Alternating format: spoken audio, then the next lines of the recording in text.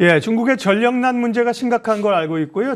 중국도 탄소 배출 저감 목표를 가지고 있지 않습니까? 그래서 이제 원전을 추가적으로 건설한다는 얘기로 국내 원전주가 주목을 받고 있습니다. 급등세가 좀 진정되긴 했지만 여전히 관심권에 있어서요. 원전주 그리고 한전기술 오늘 마켓 주민 시간에 집중 분석합니다. 아라FA 이재준 대표님 그리고 정경민 변리사님 모셨어요. 어서 들어오십시오. 예, 이재준 대표님, 일단 중국의 대규모 원전 증설 내용부터 설명해 주십시오. 네, 최근 그 외신에 따르면 그 중국이 탄소 중립 목표를 달성하기 위해서 15년간 하나로 약 520조 원을 이제 투입을 해서 최소 150기의 원자력 발전소를 건립할 것을 현재 계획을 하고 있습니다. 중국을 제외한 전 세계 국가가 지난 35년간 이 건립한 원전의 숫자보다 많은 숫자로 현재 계획을 진행할 것을 현재 보고 있는데요. 2020년대 중반 이 중국이 미국을 제치고 세계 최대 원자력 발전국이 이제 될 것으로 전해지고 있습니다. 중국 정부는 지난 3월에 이 전인대 업무 보고서에서도 이 동남부 지방에 대한 첨단 3세대 원전을 이 건설을 하겠다라는 적극적으로 추진하겠다라는 이야기를 했었고요. 그래서 2025년까지 2020년 말 52기가와트에서 70기가와트를 늘릴 것이라는 부분을 구체적인 목표를 제시를 했습니다. 그리고 10월 말 26일 밤에 2030년 전 탄소 배출 정점을 달성하기 위한 방안을 관한 통지를 했고요. 중앙정부 부처들과 지방 부처 정부에 하달을 했습니다. 그래서 2060년까지 탄소 중립으로 가는 길에 대한 이 로드맵을 실현을 했고요. 이번에 나왔던 역시 이 이슈도 결국은 이 대규모 원전 증설에 대한 부분들을 한 번 더 재확인할 수 있던 이 뉴스라고 좀 보시면 될 것 같습니다. 결국 중국이 이번 정책으로 인해서 원자력 산업이 중요하다는 이 사실을 다시 한번 각인할 수 있다라는 점이 있었고요. 최근에 원전 건설은 중국뿐만 아니라 전 세계적인 현재 기조인 상태입니다. 신재생 에너지 같은 경우에는 날씨에 따라서 생산량이 들쭉날쭉하기 때문에 원자력 없이는 안정적인 에너지 공급이 어렵다라는 부분에서 불가능하다는 의견에서 전 국가에서에 대한 이런 컨센서스가 현재 다수의 국가들이 공감하고 있다라고 좀 보시면 될 것 같습니다. 예, 말씀하시는 동안 이제 주식시장에서 원전 관련주들로 거론되는 기업들 주가 흐름을 보여드렸는데요. 또 대표적인 기업이 한전기술이지 않습니까? 정경민 변리사님 어떤 회사인지 소개해 주세요. 네, 한국전력기술, 줄여서 한전기술이죠. 네. 발전소, 플랜트 관련 엔지니어링 업체입니다. 원자력 발전소, 수화력 발전소, 발전 설비 OM, 플랜트 건설 사업 등을 이제 영위하고 있습니다. 세계에서 유일하게 원자력 개통 설계와 원전 종합 설계를 모두 수행을 하고 있고요. 국내 유일한 발전소 설계 전문 회사이며 원자력 발전소 설계의 독점 공급자입니다. 화력 EPC, 신재생 에너지, 친환경 사업 등 사업 다각화 추진 중에도 있습니다. 독자적인 원자력 화력 발전소 종합 설계 기술을 보유하고 있고 설계 분야 이외에도 에너지 솔루션 패키지를 통해서 사전, 사후 관리를 포함하는 밸류체인 전반으로 사업 영역을 확장 중에 있습니다. 에너지 분야에서 세계 최고의 기술력을 인정을 받고 있는데요. 한국 표준 원전 OPR-1000, 국제 경쟁력을 보유한 차세대 원전인 APR-1400, 중소형 원전인 스마트까지 다양한 원전 설계 기술을 보유 중이며 화력 발전 부분에서도 500MW, 800MW, 1000MW급 설계 기술을 개발해서 다양한 규모, 용도의 발전 플랜트를 개발해온 바 있습니다.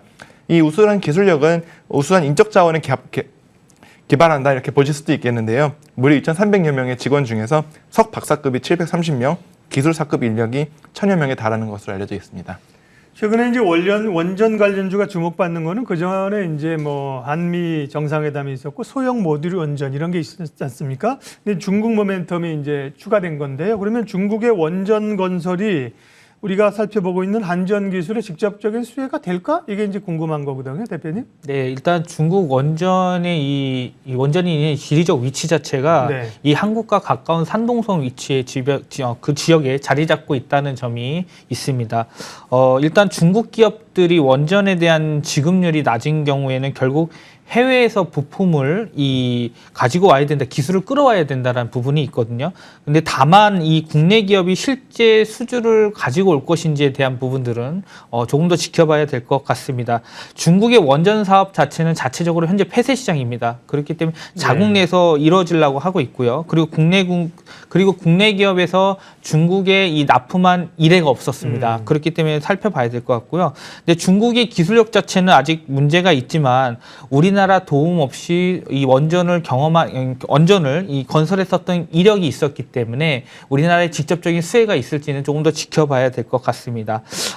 다만 이 원전에 대한 우리나라 국내 기술에서 한전 기술 같은 경우에는 원자력 계통 설계, 종합 설계에 대한 이 레퍼런스에 대한 이력이 있었기 때문에 기술력인 측면에서 한국의 이 보조를, 이 도움을 받을 수 있다라는 측면도 현재 좀 기대해 볼 수 있을 만한 것으로 현재 전망하고 있습니다. 네, 그러니까 직접적인 사업 관계가 있었던 건 아닙니다. 기존에 뭐 원전 건설을 하는데 연관이 돼 있었다면 확장할 때 들어갈 가능성이 높지만 아직까지는 좀 조심스러운 상황이고요.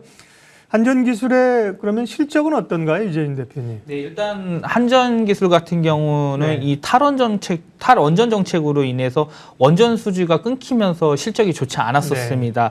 신한울 3호기랑 4호기가 건설이 중단되면서 매출과 영업이익이 줄었고 현재 건설 중인 원전과 이 UAE 원전 2호기, 3호기만 현재 남아있는 상태에 있는데요.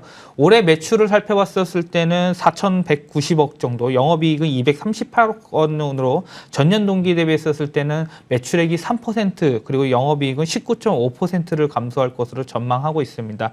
한전기술에 대한 이 매출 인식 구조는 원전에 대한 건설 주기가 보통 한 10년 주기로 이루어지고 있는데요. 사업을 착수한 후에 5년에서 6년 정도의 매출이 70%가 인식이 되고요. 나머지 한 기간 동안에는 한 30% 인식이 되는 구조입니다.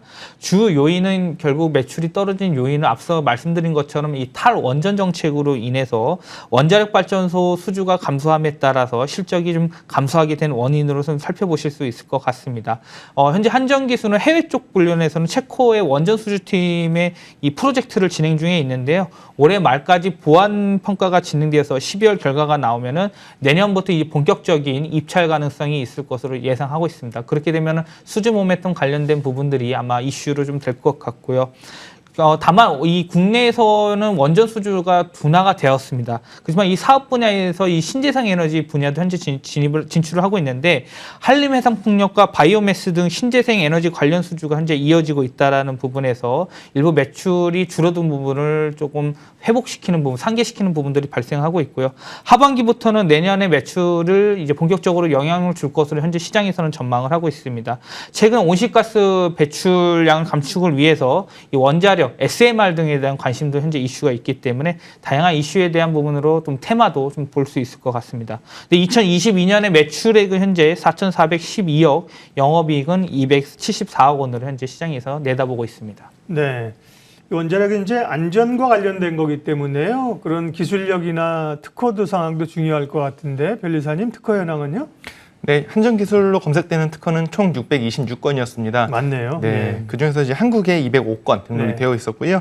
일본, 미국, 유럽, 중국에 약 200건 가까이 출원이 되어 있었습니다. 해외 비중이 상당히 높은 편이다. 이렇게 보실 수 있겠네요. 특허 출원 수는 꾸준히 증가세에 있습니다. 2010년 55개, 2017년 52개로 피크를 찍었고 18년, 19년 다소 주춤한 것으로 보이고 있지만 아직은 좀 증가세 있는 것으로 제가 판단할 수는 있겠습니다. 2020년에 아직 미공개 특허가 있기는 한데 2020년 전반기 특허들은 검색이 되는 시기이긴 하거든요. 아직 6건밖에 공개가 되지 않은 것인지 특허 출원이 후반기로 밀린 것인지 이 부분은 약간 알 수 없는 부분일 수밖에 없겠습니다. 출원된 기술 분야는 원자로 쪽에서 그리고 원자력 발전소 관련 특허가 주를 이루고 있었고 요소 기술에 해당하는 분리 기술, 화학적 물리적 혼합 기술이 그 뒤를 잇고 있었습니다. 원자력 기술 분야 전반적으로 이제 특허 출원 건수를 살펴보면은 전 세계적으로 이제 원자력 발전소 관련, 원자력 관련 1992년까지 상당히 급격히 출원 건수가 상승했다가 2001년도에 다소 줄었다가 또 이제 2012년에 가파르게 상승한 것을 이제 볼 수가 있는데요. 아마도 이제 예측하건대 체르노빌 원전 사고가 1989년 있었고 후쿠시마 원전 사고가 2011년도에 일어났기 때문에 이런 사고들이 이제 원자력 관련돼서 특허 출원수에 영향을 미치지 않았나 그렇게 보고 있습니다. 원자력 분야 주요 출원인은 토시바, 히타치, 미츠비시이고 국내에서는 이제 한국수력 원자력 주식회사와 한국원자력연구원이 뒤를 잇고 있었습니다. 네. 한전 기술 살펴보고 있는데요. 투자에 관한 전략을 마무리해 보겠습니다. 사실은 원전 관련주 가운데 편안하게 좀 투자할 수 있는 건 기업은 많지만 두산중공업이나 이제 한전기술 이런 기업일 텐데요. 단기에 좀 주가가 오르긴 했습니다. 한전기술 어떻게 봐야 될까요? 네, 일단 한전기술이 2개월 동안 이 월봉 차트를 봤었을 때는 48,000원 선이었는데요. 네. 오늘은 10만 원을 터치를 했었습니다. 그래서 두 배 이상 올랐다가 지금 조정을 받고 있다. 이제 오늘 조정을 받고 있는데요. 일단 수급적으로 살펴보면은 이 1개월에 대한 누적 수급을 살펴봤을 때는 외국인이 약 78만 8천 주, 기관은 64만 주 정도 매수를 했고요. 그리고 개인은 약 145만 주 정도를 매도를 했습니다. 기관에서는 연기금 매수세, 좀 장기 투자의 성향이 높은 이 기관 투자자인 연기금 매수세 유입이 좀 강하게 좀 들어온 부분들이 있고요. 결국 이 수급의 영향들을 살펴봤었을 때는 이 최근에 있었던 이 글로벌 정책에 대한 원전 수주 기대감이랑 이 중장기적으로 원전 시장 규모가 커질 것이라는 그 기대감들이 좀 나타난 것으로 생각을 하고 있습니다. 뿐만 아니라 이 원전뿐만 아니라 이 신재생 에너지 분야에서도 사업을 진행을 하고 있기 때문에 신재생 에너지 관련해서 모멘텀도 현재 주가에 반영이 되었다고 좀 볼 수 있을 것 같습니다. 다만 이런 이 긍정적인 모멘텀들이 주가에 이 상당 부분 반영이 되었기 때문에 단기적으로 주가가 올라갔었던 부분들은 지금 현재 시점에서 접근하기엔 좀 부담감이 있는 자리라고 생각을 하고요. 그렇기 때문에 가격 조정에 대한 부분들은 좀 나타날 수 있을 것 같습니다. 심리적으로 보통 뭐 10,000원, 20,000원, 50,000원, 뭐 10만 원대는 심리적 저항들이 이제 발생을 하는 구간들이 있거든요. 결국 오늘 10만 원대에서 일단 고점을 찍고 이제 차익 매물들이 좀 나온 것으로 풀이가 되고 있는데 일단 5일선을 만약에 깨지게 된다면은 21선까지 좀 조정폭을 좀 놔두고 대응을 하시는 게 좋을 것 같습니다. 네. 오늘 마켓 주민 원전 관련된 최근의 동향들 그리고 대표 기업이죠. 한전기술에 대해서 분석했습니다. RFA 이재준 대표, 정경빈 변리사 두 분 함께했습니다. 고맙습니다.